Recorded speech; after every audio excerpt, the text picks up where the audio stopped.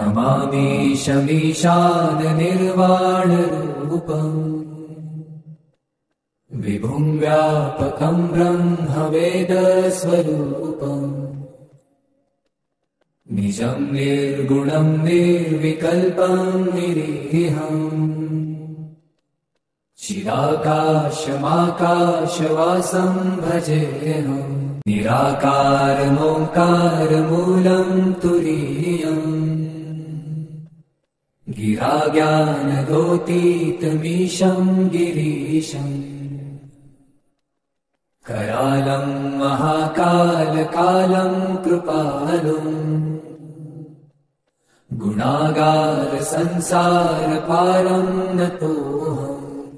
तुषारात्रिसङ्काशगौरं गभीरम्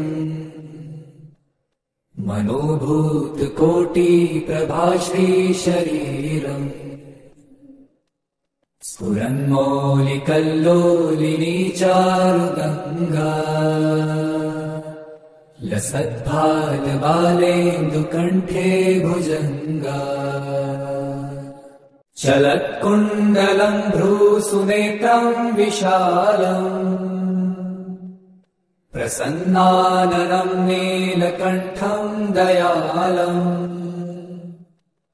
मृगाधीशचर्माम्बरं मुण्डमालम् प्रियं शङ्करं सर्वनाथं भजामि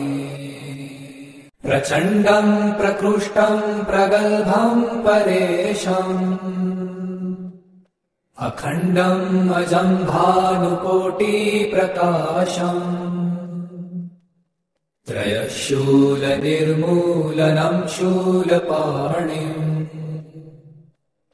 भजेऽहं भवानीपतिं भावगम्यम् कलातीतकल्याणकल्पान्तकारी सदा सज्जनानन्ददाता पुरारी चिदानन्दसन्दोहमोहापहारी प्रसीद प्रसीद प्रभो मन्मथारी न यावत् उमानाथ पादारविन्दम् भजन्ति ह लोके परे वा नराणाम् न तावत् सुखं शान्ति सन्तापनाशम् प्रसीद प्रभो सर्वभूताधिवासम् न जानामि योगं जपं नैव पूजाम् न तोऽहं सदा सर्वदा शम्भुतुभ्यम्